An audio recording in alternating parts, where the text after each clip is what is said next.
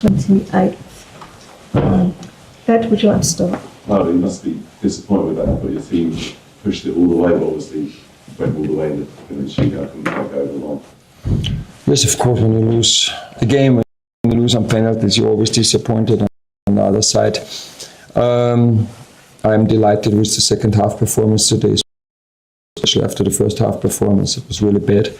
And just Walter Benitez kept us in the game, and second half was much better. It was looked like an all-even game, and we had already two penalty shootouts this year. We won both, and today Arsenal was the lucky team. And to be honest, I've watched many penalty shootouts. But your team pushed it all the way, but obviously went all the way in the shootout and can't go over the line. Yes, of course, when you lose, that's this.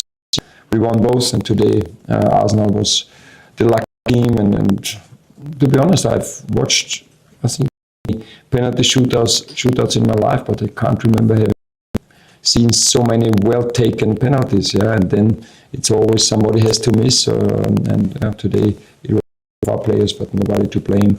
And everything that happened in the last weeks and months is really huge credit to the players for their mindset, and so we'll take many positives from today's performance. And on Benitez, it was a bit of a surprise to see him start. Obviously, it was an amazing performance from him, putting a bit of pressure perhaps on Dean Henderson to start. No, Dean is our number one, but Walter deserves to play the cup games, and he saved the penalties against Millwall in round one. He had a clean sheet against Liverpool and doing really well in the training, so he deserved to play this competition. And also, to be honest, last year Matt Turner started, and then when we played here at the Emirates, I changed the goalkeepers and played Dean Henderson, and we lost. And I said to Dean, I'm a little bit superstitious, I don't want to change again the goalkeeper. So that was the reason that Walter stayed in the goal, and he showed that he deserved it. Okay. How's Matt's sense, if I can just ask? I know it's not his fault or anything, but is he big enough to cope with a couple of setbacks? Yeah, definitely, yeah. That all happens, that's part. It's always taken when you take responsibility. You can fail. So if you don't take responsibility, then you can't fail. So again, it's everybody who takes a penalty here in front of 60,000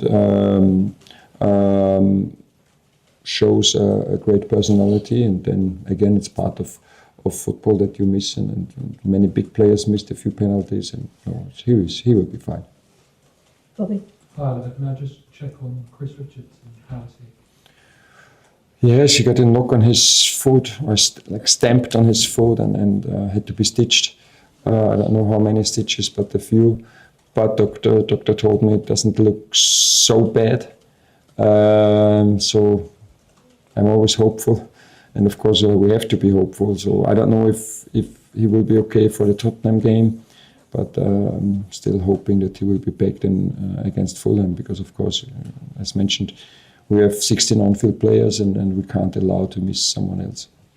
And obviously after the difficult 9 days, really, a tough game at Leeds, a tough first half tonight, to put that performance in the second half, it must bring a bit more confidence back into the group?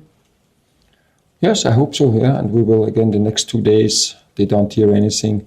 I think everybody now, it's so important to switch off and don't talk about football. Everybody, I think most of our players, everybody has a family, and so the parents deserve that their son comes home, not the football player comes home, and the wives or the girlfriends and the children, that the dad and the husband is now at home, and not the football player, and not talking about football 2.5 days, really switching off completely, because then we have 5 games in the next 2 weeks. But now it's really leave football, and then when we meet on the 26th in the afternoon, we will analyze this game today, and of course I'm pretty sure we will take many positives from it, and this performance and this switch of the performance especially should give us confidence, definitely. Can I ask about the 2 half-time changes? Obviously, it was a difficult first half for JD as well. Have you you said anything to him? Do you need to say anything to him?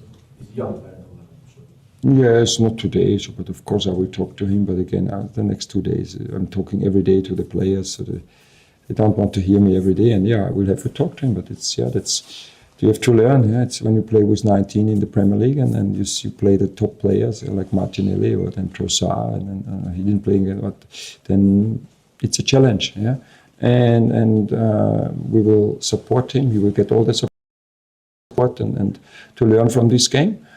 And Eddie got a slight knock, so it doesn't also look so serious, and hope that he will be.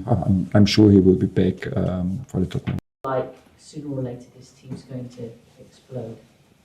Well, that's what we want. I think what we have to do is continue to generate the chances that we do and conceding nothing. I don't think we conceded only one shot again. So. And do that and trust the players. I mean, they show great composure and quality on the penalty shootout. We have some very big open chances today to score goals, and we didn't. So trust them, keep training, and try to keep improving. Can I just ask you about the kind of squad management over this period? There's a lot of games coming up. When you're trying to constantly manage who needs a rest, who needs minutes, you know, how are you picking your team for each individual moment? Plus, people are trying to get new relationships they might not play together. Is that more difficult than we might think on this side of the... I see it as a privilege at the end because the attitude of the players, I mean, they make your job a joy.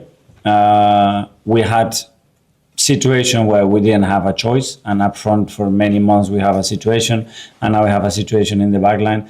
But it doesn't matter. We have situations like Christian, like Kepa, like any player that is there constantly, whatever the role that they have on the day or in training, they fulfill it. And then when they play, that's what they do. And every player has to be with that mindset because you're going to have a big role to play. You want to achieve what we want to achieve, and it's going to be the only way. So I'm very happy that everybody that is now available is with that mindset, with that attitude, and then when they have to play, they perform like they did today. Alex BBC.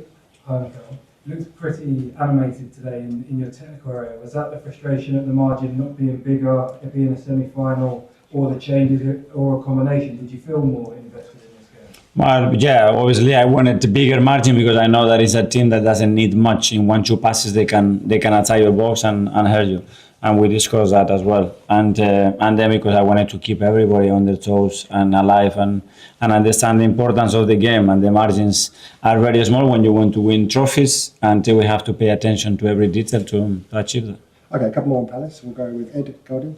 In terms of momentum, because winning tonight on penalties and against Everton, the way that you won the other day, narrow win, does it do more for the team's morale and belief that you get over the line in those sort of situations?